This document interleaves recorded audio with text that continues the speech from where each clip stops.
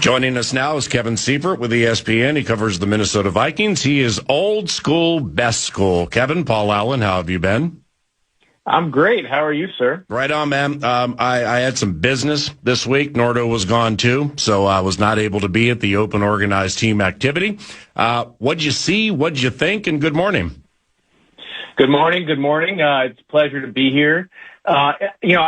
I saw, I guess maybe I had too much of a preconceived notion, but what I saw there was kind of what I have been anticipating, especially at the quarterback position, since Kyler Murray got here. And that was that Kevin O'Connell would, in fact, rotate both him and J.J. McCarthy through first-team reps, and that while it might be a competition in the sense that the best player is going to be the week one starter at that position, I didn't see anything that in a one practice 90-minute session of no pads that changed my mind on the fact that Kyler Murray is highly likely to prove to be that best player at that position. So when it came to the questions posed to Kyler and young JJ about Kyler, what do you think of JJ? JJ, what do you think of Kyler?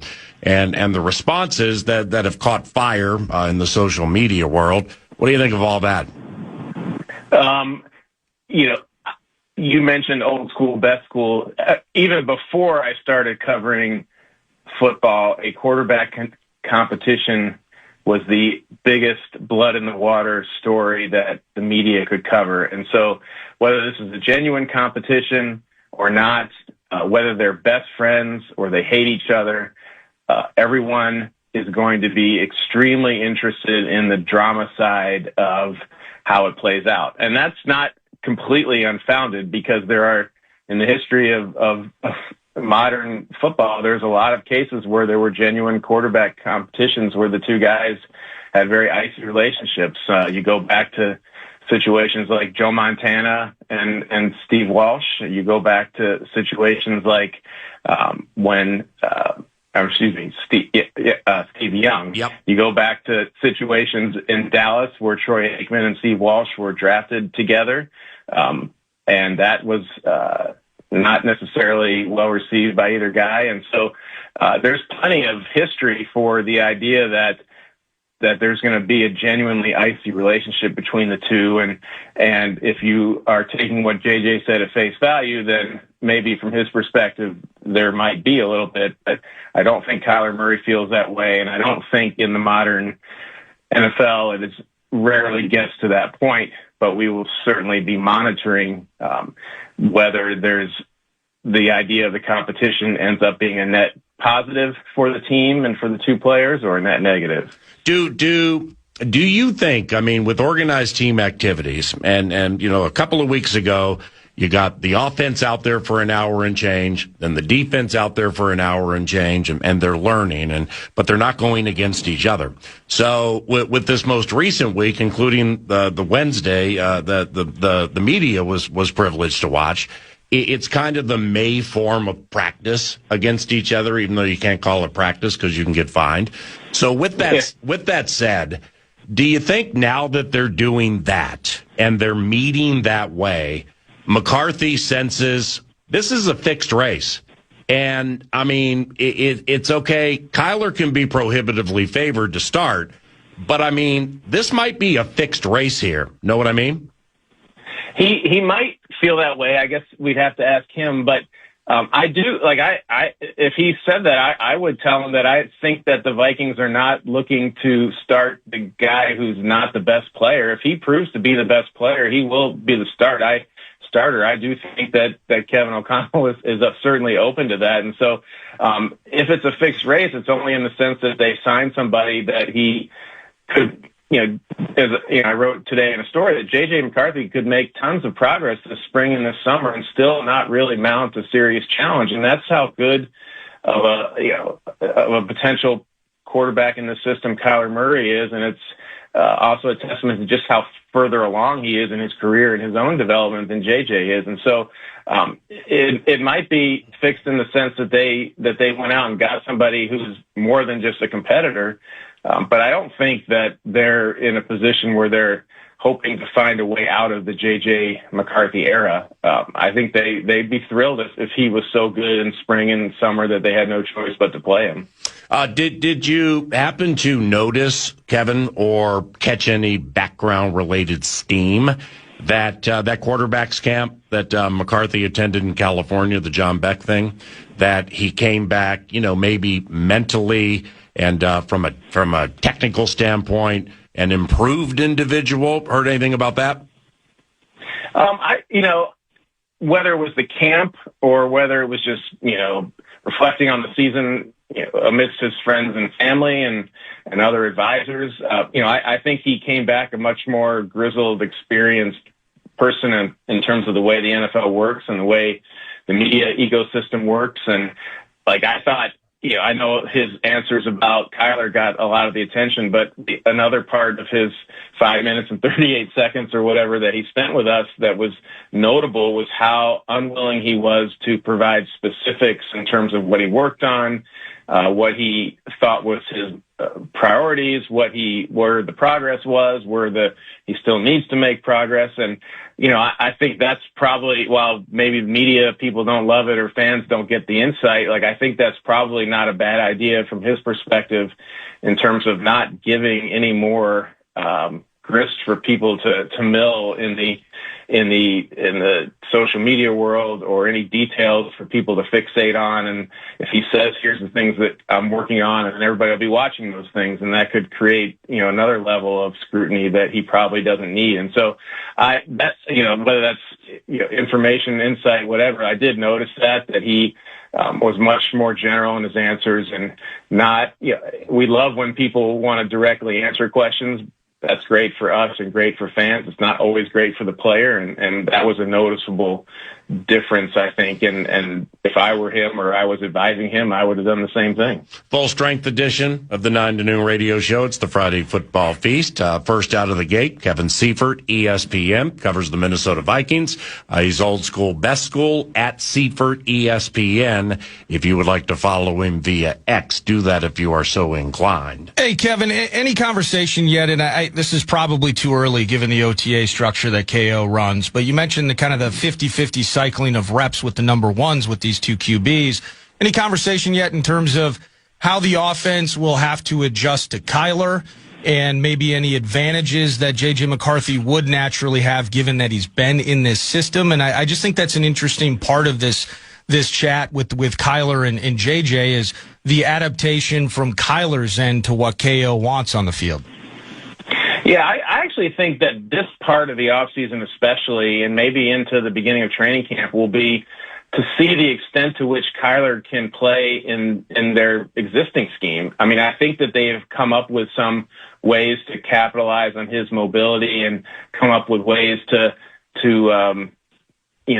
find different ways to get the ball downfield than maybe Sam Darnold did in terms of pocket passing, and they'll have to work through the whole shotgun versus under center thing. But, and you guys have watched a lot more of Kyler Murray since they signed him, and so have I. But I think most people, what I've found, publicly, fans and even a lot of people who cover the league elsewhere, not a lot of people watch Arizona Cardinals games, and the highlights they saw of Kyler over the past 7 years often were him making plays on his with his feet or off schedule type situations, and they kind of view him as that's his game. But watching him the other day and then watching a lot of the film, he can really throw the ball.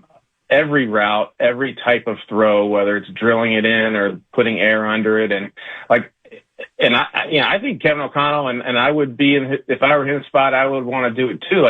Let's see exactly how much of the quote unquote Vikings Kevin O'Connell offense he can run before deciding how much to adjust to. And so I think that's a lot of what's going on right now. I'm sure it will look different. It's looked incrementally different each year anyway.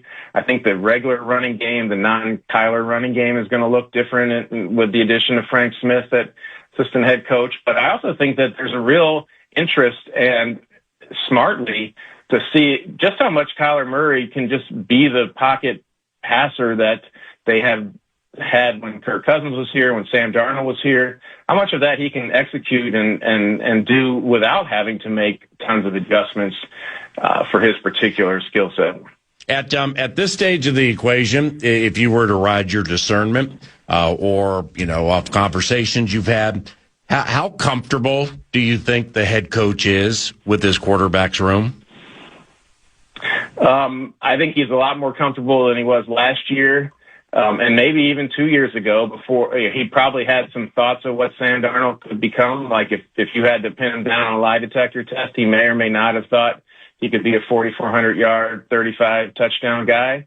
But his goal, I think, was to whether it was two things. One was to improve the front end, whoever was the starter, but also to improve the back end of the depth of the quarterback room too. Because I think the frustration that he's expressed both publicly and privately is that the 2 years where they missed the playoffs was because they got in a situation where they were down to quarterback 3 or quarterback 4, and most teams would miss the playoffs in that situation. But both years they had games late in the year that if they had worked out in certain ways, they would have made the playoffs, and so they weren't that far off. And so his point is, if at all possible, he wants to have somebody, even if you get to quarterback 3 or 4, that can actually win games.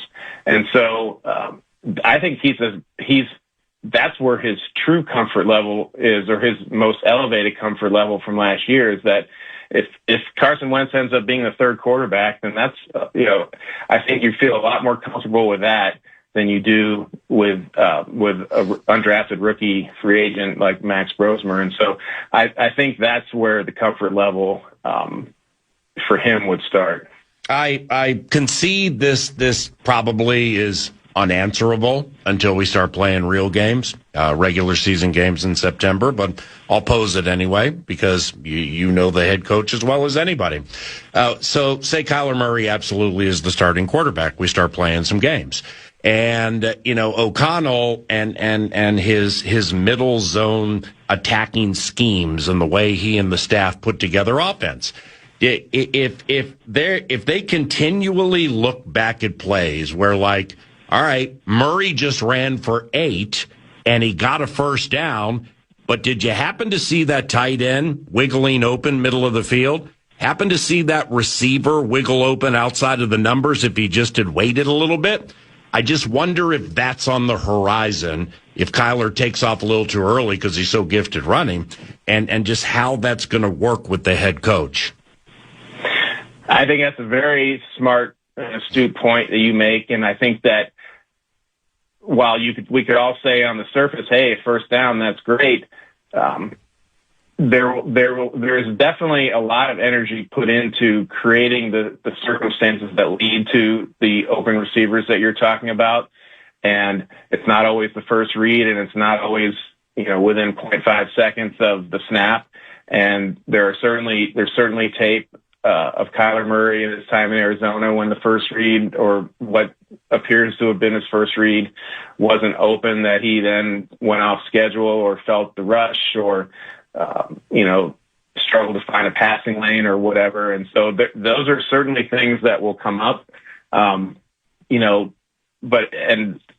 I expect in any given year with any quarterback that there will be times when a coach will look at the film and wish that that decision had been different. And so the real question is, would it lead to anything that would make him less reluctant to play him? And so, I think from a macro standpoint, and I think you would have to have Kyler Murray would have to leave a lot of yards on the field in unthrown potential completions for that to rise to the level of where it would create uncertainty about whether he would be to continue to play. Time for 2 more.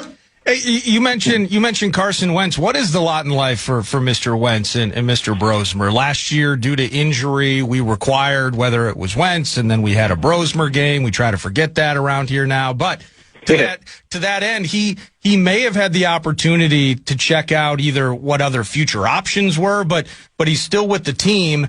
And we spend so much time talking about the 1-2 situation with Kyler and McCarthy.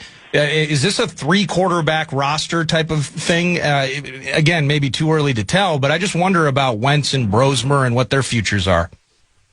Yeah, I guess I would be really surprised, harkening back to what we were talking about in terms of wanting a comfort level with all three, the entire depth of the quarterback room, and given how much they've struggled in different seasons when they got down to the lower levels of the depth in of their room. Like, I think one of the top things that's on Kevin O'Connell's mind this year is not to ever be in a position where he has to start a quarterback that can't run the offense or can't, from the start is going to be very difficult to score points. And so that happened, I think, in 23 towards the end of the year, maybe with some Jaron Hall action, and certainly was the case with Max Brosmer last year. So I think Carson Wentz is going to be on the roster. Whether that's the second or the third quarterback, I guess that's to be determined. But given how important of a priority O'Connell has made that, I would be surprised if they then went to just 2 quarterbacks and whoever they could get onto the practice squad. Maybe that's just a roster thing, but I really think this is at least a 3-quarterback team. And I don't know that they've given up on Brosmer, but I don't know that they, given what we just talked about, would keep him on the roster over Wentz. And so there's plenty of time to get to that, but I really and Carson Wentz played well enough that I think he probably would have had some choices elsewhere to sign for in a place where the depth, where there wasn't potentially 2 quarterbacks ahead of him already. But he liked it here. He thought he had some pretty good success before he got hurt here. They wanted him back, and both Kyler Murray and J.J. McCarthy have injury histories that you have to take into account as well. And so the chances of him playing at some point next year, even if he is a third quarterback, is probably higher than it is for many other third quarterbacks. So, I really think that was not an insignificant part of the offseason goals for this team. Some red-hot Jaron Hall reference action. All right, outside of the quarterback covenant, last one. The Miami safety, Jacoby Thomas, happen to get any run with the ones? See any positional things with him that were like, ooh? He might have gotten a little bit. I think it was mostly a lot of Jay Ward and a lot of Josh Metellus, but he's definitely somebody to keep an eye on. Very smart, very engaging person. And when Brian Flores kind of knights you, so to speak, off the film, then that he's in the plans of the person who makes the decision on defensive playing time. And so it's something to keep an eye on. I don't know that I got any glimpses on Wednesday to indicate that could be coming quickly, but certainly someone to keep an eye on given where he was drafted and why. You are the very best, my friend. Great catching up with you. Look forward to seeing you in person. May God bless you and your family, and we'll talk soon. Okay, Kevin? I appreciate it. Thanks for having me, guys. Yep. See you, bud. That's Kevin Seifert. He's old school, best school, on a Back Together Again Friday football.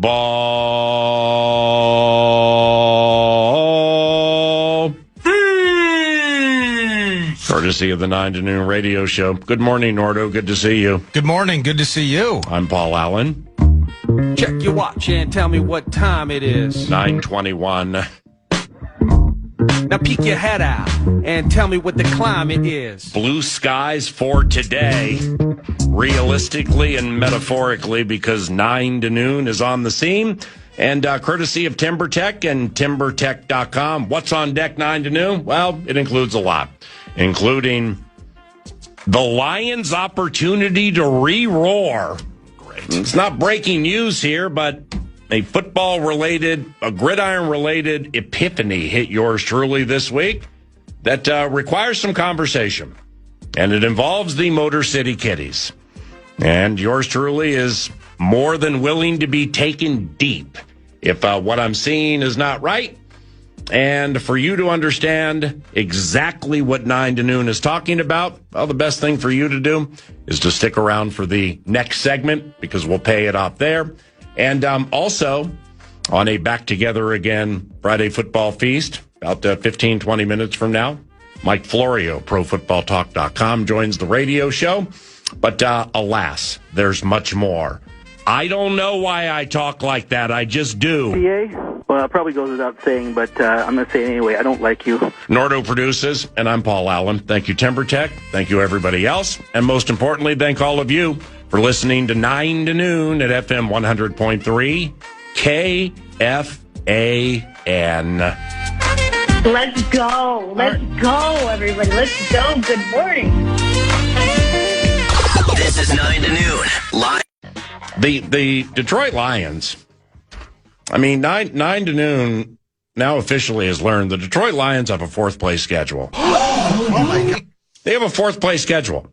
So let's not take this lightly because we are post-Memorial Day into the summer chill, and then all of a sudden September's going to hit, and the Lions are going to be like 4-0, and everybody on all the national TV outlets are going to be, the Detroit Lions have a fourth-place schedule, and did anybody see what the New England Patriots did with it last year? Oh, my God. The Lions have a fourth-place schedule. The New England Patriots, they took their last-place schedule last year with super special Drake May, and what happened there? It was nearly the culmination of a champion. They went to the Super Bowl. Do I believe that's going to happen to the Motor City Kitties? Personally speaking, I don't. But they have a fourth place schedule.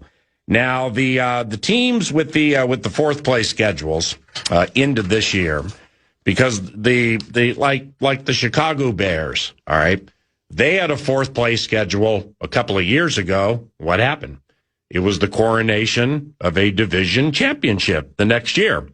They took that fourth place schedule, got themselves a coach, and they reconfigured things and went out and won the division. The New England Patriots took their fourth place schedule in a bad division and found their way to the Super Bowl.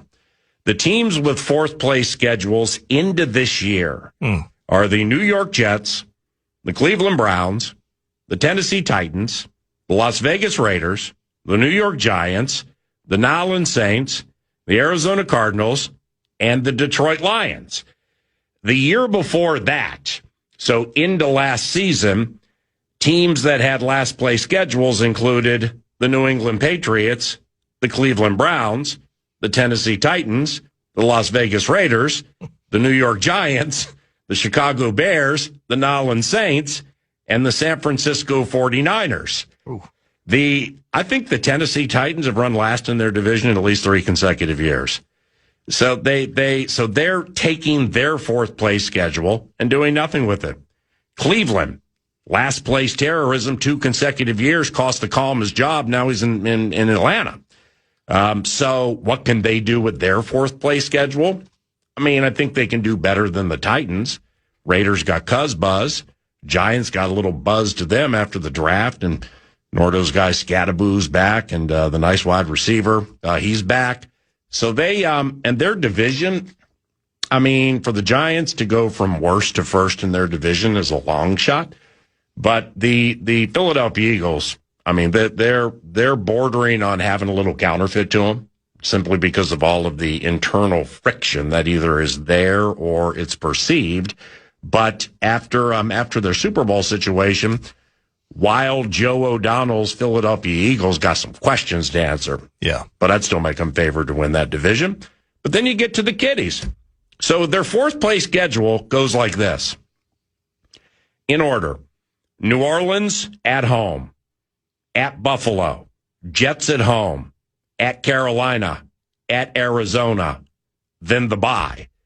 Yes, if they have the right offensive and or defensive coordinators, finally, after beloved Ben and Aaron Glenn left, well, they'll be underdogs at the Bills, most likely, but they can win all those other games. So that's a 4-1 or a 5-0 into the bye week. And see, 9 to Noon is here to apprise you of that late May, so that when early October hits and the Kitties are 5-0 or 4-1 and like the talk of the league, you're not surprised. because you were made aware of this by the Elite Football Mind Covenant as we approach June. Then out of the bye, they host Green Bay, host the Vikings, at Miami. They have New England and Munich. Now, the commissioner recognizes this team has a lot of talent in the fourth-place schedule. So, unlike most teams who take trips to play games in places like Munich, they don't have a bye after that game. I always love that one. Commissioner's like, we can't lay this thing out any more easily for them, can we? So they play New England in Munich. Then the very next week, they host the Bucs. Then they host the Bears. Then they're at Atlanta. Then they have Tennessee at home. Then they're at Minnesota. Then they have the Giants at home. Then it's a gauntlet at the end. At Bears, at Lambeau. Lions with a fourth-place schedule. Wow. What are we thinking here? Well, the thing, though, as they try to recover, and I played one of those sack highlights from last year's game at Ford Field. Yeah. Because losing Montgomery, how does Pacheco fit in? I think the Vikings and Flores figured out something about the lack of pass protection in particular with and as good as he is, Jahmyr Gibbs, an imperfect specimen as we all are. Mm-hmm. The retinkering of the O-line, moving Sewell to the left. They got that Cade Mays in free agency at center, and then they drafted a cat to put on the right side. They are struggling to find the magic that they had 2 seasons ago, and we watched that play out over 2025. They got a lot of work to do, PA. They have to. They earned that fourth place schedule, so the ability to bounce back. I'm not going to put it too far out of the reach of Campbell and company. You know, we got Aiden Hutchinson. I still love Aleem McNeil. The health situation with their safeties is in question. Terrion Arnold, I think, has some issues. They earned that fourth place schedule. Mm-hmm. The way you read that thing out feels like the Lions that I knew 2 years ago. Yeah, that's a 13-win thing. That's flipping the division on its head and watch the kiddies vying for the NFC bye week. But with that said, just the kiddies and the things that they have to improve on is vast, specifically with the offensive line. They're going to have a new game caller now for the technically from Brian Johnson, Ben Johnson to, I forget how it kind of worked, who the guy was last year, but then it was Campbell taking over, and now it's going to be Petzing. A lot of work to do for the kiddies who earned that fourth place schedule and now got to bounce it in a better direction. After the Lions are 5-0 into the bye week, don't kill the messenger. We just want you to be ready. Back after this. You're listening live to Paul Allen. Mike Florio, ProFootballTalk.com, author of several books, and also NBC's Football Night in America joins 9 to noon. How's your back, and are you going to be okay? And good morning. Good morning, Paul. Nice to talk to you, Paul. I threw out my sacroiliac joint. Anybody that's ever done that knows that it creates two things. One, a very cockeyed posture that remains that way until an appropriately licensed physical therapist puts the joint back in its proper place. And then after that and during, it's painful, especially when you change positions. I was shuffling around the house all week like I was 95 years old. I still have a little bit of that, but the joint is back where it needs to be. And it's just a matter now of the muscles and everything else that was disrupted the past few days getting under control. So it's improving, but I still have a few more days of discomfort. As of right now, I'm fine. When I go to stand up, I won't be fine. And it occurred to me at one point that, you know, the old saying, I wouldn't wish this on my worst enemy. Why do we even say that? Like, if it's your worst enemy, of course you'd wish. You know it works. Like, this hurts like hell. Yes, please, give it to my worst enemy. Does said pain require pain medication? And if so, do you need any? I always love that one. I try to minimize my intake of medication. I'm currently on enough different medications for a variety of ailments and afflictions, from Crohn's disease to seasonal allergies, which are not seasonal. I have them all year long, 2 allergy medications, different things. And so I don't want to add to that. And I always worry about pain medication and all the horror stories about developing reliance, addiction. And so I go with ibuprofen, and I don't know whether it works, but I assume it does. I assume it would hurt worse if I didn't take a a couple of those pills, as needed. Well, you're still firing bullets at ProFootballTalk.com, you and your staff, and with PFT Live with Chris Sims and everything. So way to push through the pain. And for those who may have missed it, what did you and Chris discuss regarding J.J. McCarthy and Kyler Murray and what they had to say after that Wednesday organized team activity? Well, the effort to dismiss the notion that there's any awkwardness between J.J. McCarthy and Kyler Murray was extremely awkward, at least from J.J. McCarthy's perspective. It's obvious that this bothers him, and it really should bother him. He's the guy that was the top 10 pick. They traded up from number 11 to number 10 to avoid being leapfrogged by the Broncos. They were concerned the Broncos were going to jump up to 10 and take McCarthy, and of course the Broncos crow they were going to take Bo Nix all along. But they made the investment. The first year went nowhere because of the preseason knee injury, and then last year was not nearly what it was supposed to be, whether it's propensity to get injured because he doesn't protect himself, whether it's lack of accuracy, whether it's the inability to layer throws to fuel the Vikings' intermediate passing game. There's a fair question as to whether or not he's ever going to be what they evaluated him to be when they made him a top 10 pick. And enter Kyler Murray. I think this is a perfect situation for the Vikings from the standpoint of it's either going to force J.J. McCarthy to become the guy that they need him to be, or he steps aside for Kyler Murray.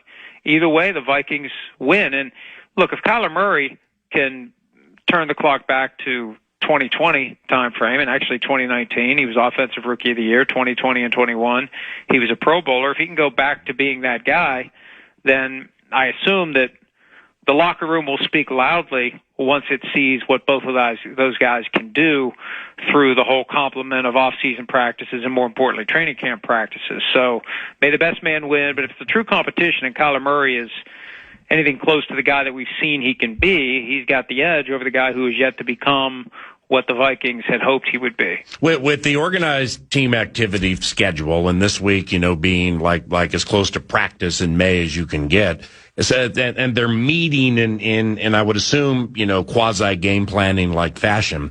I just wonder, after getting all that together, then getting out on the field, if McCarthy wonders, is this a competition or is this a fixed race? I mean, because he was stoic, and I mean, I wasn't at the organized team activity, but I saw the clip like everybody else did. I wonder if McCarthy is looking at it like, is this really a competition here, or is this a fixed race?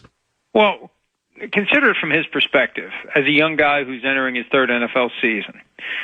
I think rookie year, it was kind of pointing toward them giving him a chance sooner than later because they made him a top 10 pick. And I'm a firm believer, if you use a top 10 pick on a quarterback, then he better be good enough to play.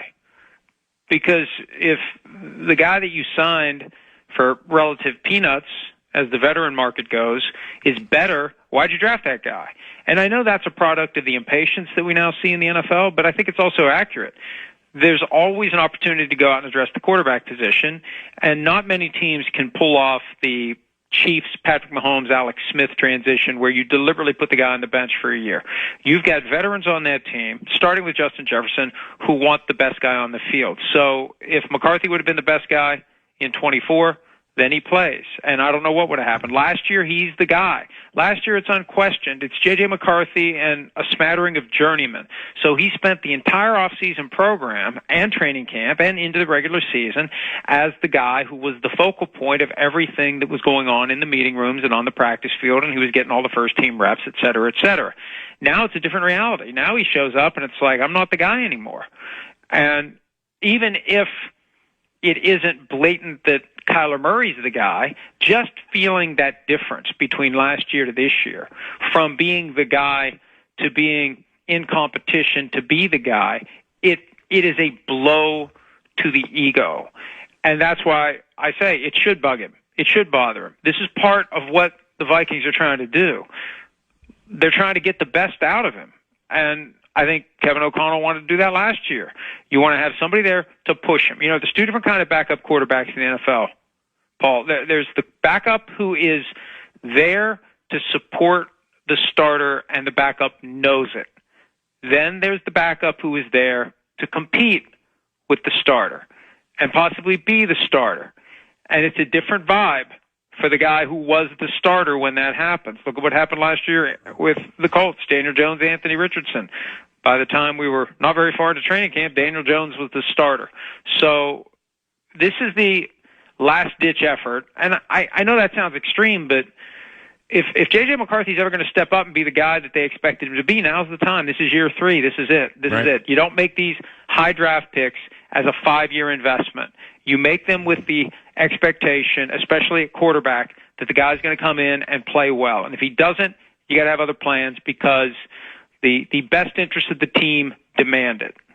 Since we last chatted, Florio, so much off the field stuff. I mean, there generally is off field stuff at all times of the year, including the off season. There's just been so much through the last several months, and with the New England Patriots and Mike Vrabel being involved in what he allegedly, reportedly has been involved in over the last X amount of months. Do you think that impacts their season in any way?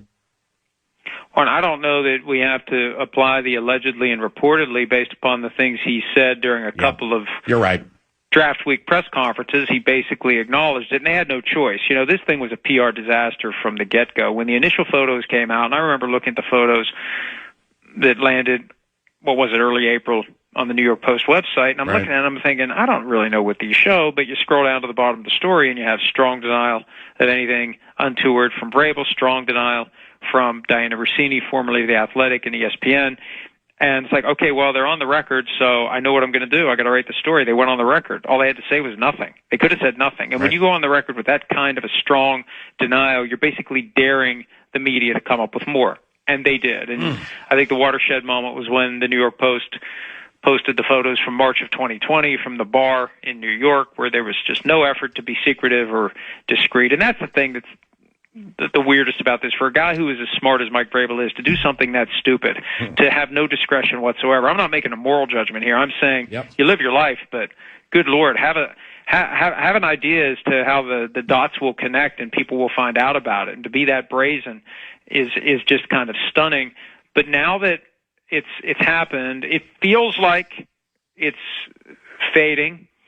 There hasn't been that drip that had persisted for the first few weeks of this.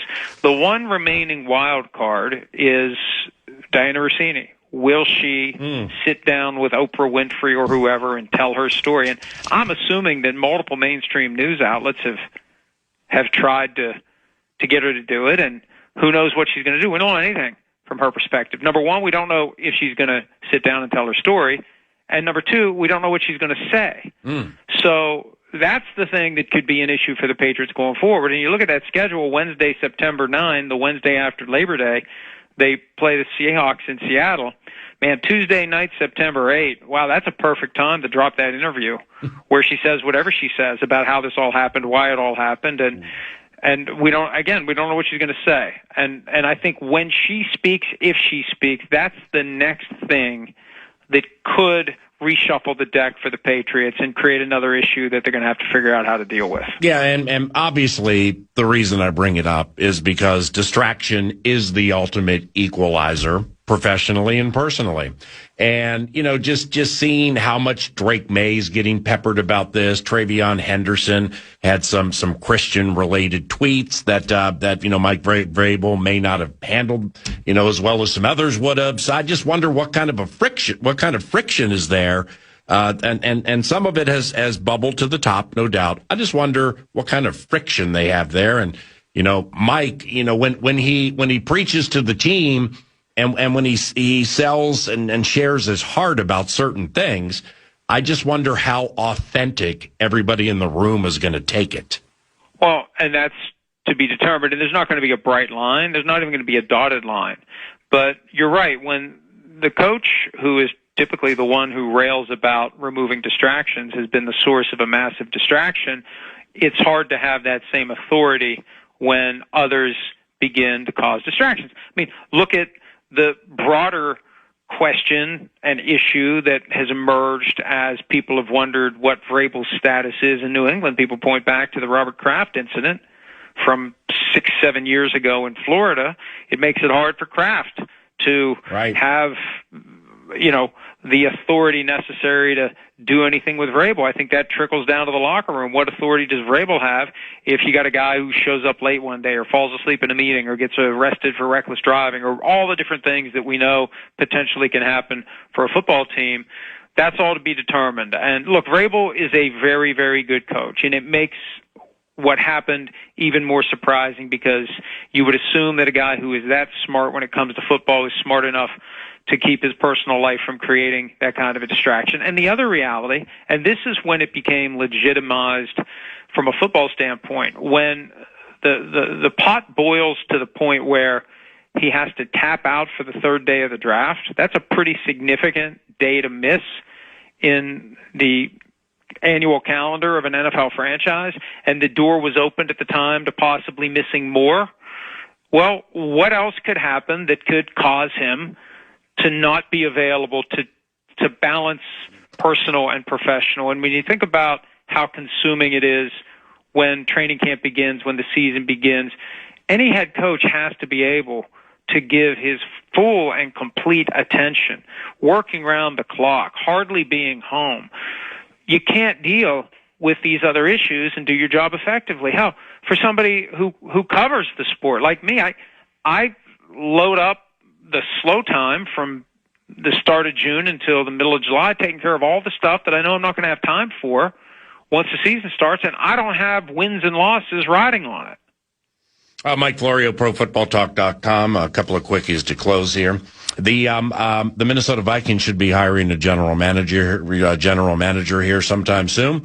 What do you make of all that? Like, you've said some things over the years that really didn't hit me as hard at the time as honestly they really should have, including ownership not being based here and things like that. But with the Vikings general managerial situation, what do you make of all this? It is critical in any NFL organization that there be no daylight between the general manager and the head coach. For all the things the Dolphins have done wrong since Stephen Ross bought the team in 2009 or thereabouts, they finally have a situation where the GM and the head coach are fully and completely on the same page. And that's critical because adversity is always going to strike. When adversity strikes, the GM and the head coach need to realize we get out of this together or we fail together. And if there's any room for human nature to kick in and the coach to blame the GM or the GM to blame the coach and one guy stays and one guy goes, and look at the end result of the Kwesi Adolfo-Mensah tenure. One guy went and one guy stayed. It's critical that whoever the next GM is, that person and Kevin O'Connell will be joined at the hip, will understand they're in it together. The new GM has no agenda, obvious or hidden, and usually it's hidden. Usually everybody who gets a GM job walks through the door with a list of potential coaches in his front pocket because they scout everyone. They scout players, they scout coaches. And most general managers, when they get hired, remember in Detroit when Bob Quinn got the job and Jim Caldwell was doing well? Well, it didn't matter because Bob Quinn didn't have Jim Caldwell on his list. He had Matt Patricia at the top of his list. He was hell-bent on getting Matt Patricia there to be the head coach. Right. So we don't know until we know who the GM is. And ideally it would be somebody that folks will feel comfortable and confident these two guys are going to work together. And they're going to say all the right things. We're going to learn this in real time. And, hey, if they win a bunch of games this year, that gives Kevin O'Connell a little more sway. And one of the things we don't know, and this goes to the John Harbaugh, Joe Schoen situation in New York, Schoen was in charge until they had a chance to get John Harbaugh. Now Harbaugh is basically in charge. So how much juice does Kevin O'Connell have in the new look front office? How does it work as it relates to who has the attention and the favor of ownership? Ideally, they're in it together, but we'll see.